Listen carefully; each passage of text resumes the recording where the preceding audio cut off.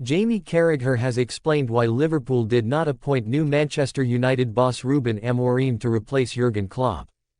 Klopp announced at the start of the year that he would be stepping down as Liverpool manager at the end of the 2023-24 season.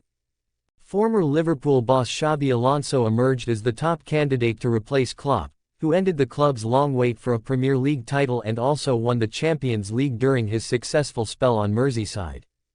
Once Alonso committed his future to Bundesliga champions Bayer Leverkusen, Liverpool began to look elsewhere for managerial targets and were linked with both Amorim and Arne Slot before opting for the latter.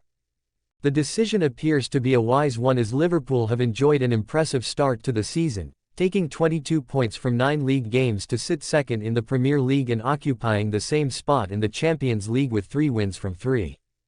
Carragher has been hugely impressed by Liverpool's form under Slot but is also an admirer of Amorim and believes his style of play and tactical preference was the only reason he was out of the running for the Anfield job.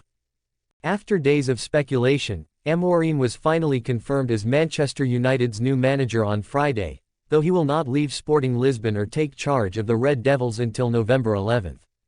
Ruben Amorim is one of the current generations of coaches who play 3 centre halves. Bayer Leverkusen's Xabi Alonso and Inter Milan's Simone Inzaghi are the same, Carragher told The Telegraph.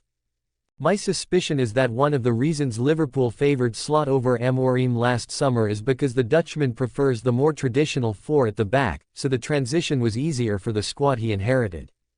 Under Jurgen Klopp, the style of the first team was mirrored down to academy level to ensure those who made the step up were familiar with the playing patterns.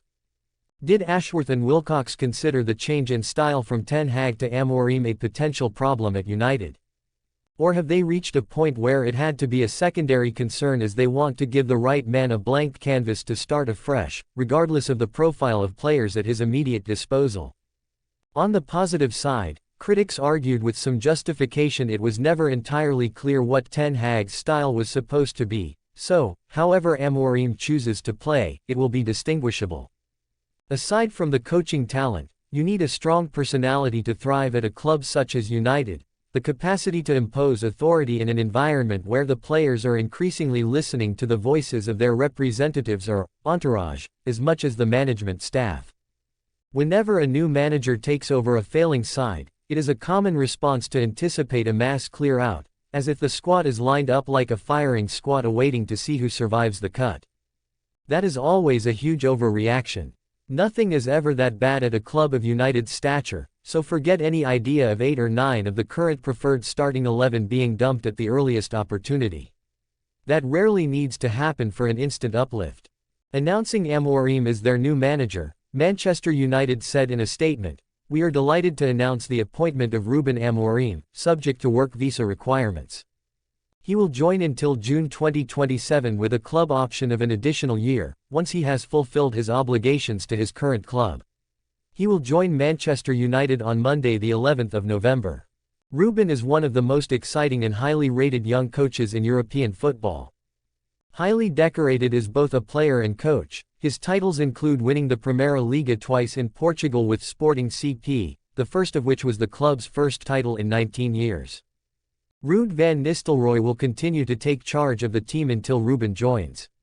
Manchester United beat Leicester City 5-2 in the Carabao Cup in their first game since Ten Hag's sacking and returned to Premier League action on Sunday against Chelsea. Interim boss Van Nistelrooy will be in charge for that game plus next weekend's Premier League fixture against Leicester and a Europa League game against PAOK before Amorim takes over.